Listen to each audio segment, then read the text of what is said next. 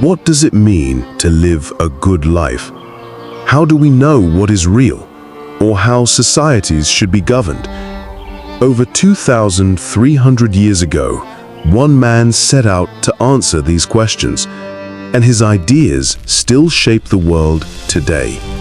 His name was Aristotle.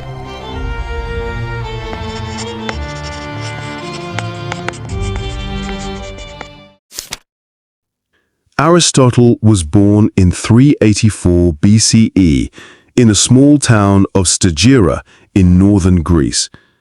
His father, Nicomachus, was the personal physician to the king of Macedon, which gave young Aristotle early exposure to science and medicine. But tragedy struck. Both of his parents died while he was still young. At just 17, Aristotle traveled to Athens, the intellectual heart of Greece, to study at Plato's academy.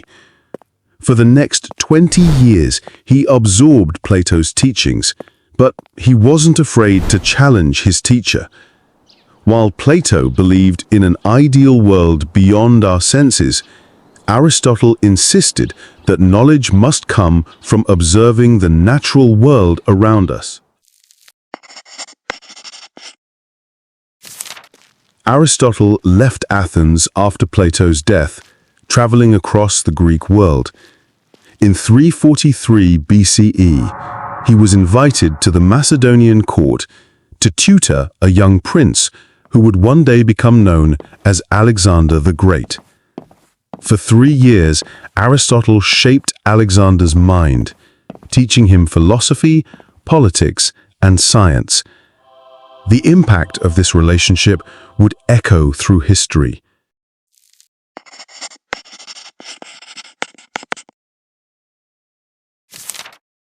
Around 335 BCE, Aristotle returned to Athens and founded his own school, the Lyceum. Unlike Plato's academy, the Lyceum emphasized observation and collection of knowledge.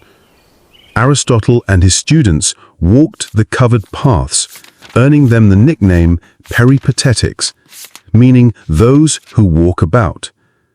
Here, Aristotle wrote extensively, producing over 200 works on philosophy, ethics, politics, biology, logic, and even theater.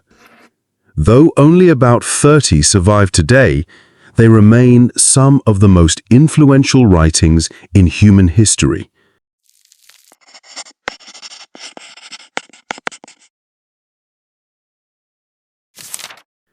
Aristotle's work spanned nearly every field of knowledge available in his time. In philosophy, he developed formal logic, the foundation of rational thought. In ethics, he proposed the golden mean, the idea that virtue lies between extremes. In politics, he studied city-states, laying the groundwork for political science. Aristotle was also one of the first true scientists. He classified plants and animals, studied anatomy, and believed knowledge came from direct observation, a principle that inspired the scientific method centuries later. Even in literature, Aristotle's Poetics analyzed drama and tragedy, shaping how stories are told to this day.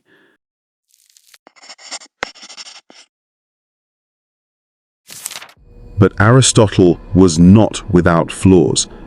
He believed some people were natural slaves, the view today criticized as deeply unjust. He also argued that women were inferior to men, ideas that reflected the biases of his time.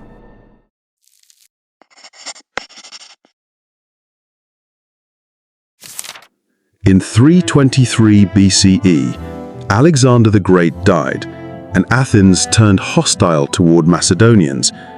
Aristotle, accused of impiety, fled the city, saying he would not let Athens sin twice against philosophy, a reference to Socrates' execution.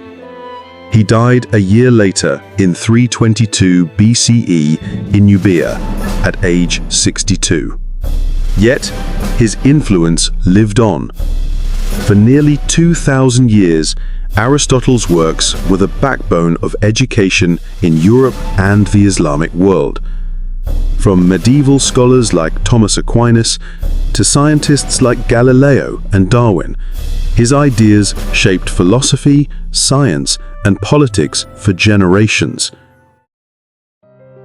Aristotle once wrote, "Educating the mind without educating the heart is no education." His search for truth, balance, and understanding remains a reminder of the power of human thought. Over 2 millennia later, his questions are still our questions. Thank you for watching Biographical Profiles. If you enjoyed this video, hit that like button, share it with someone curious about history, and don't forget to subscribe. New stories from the past every week.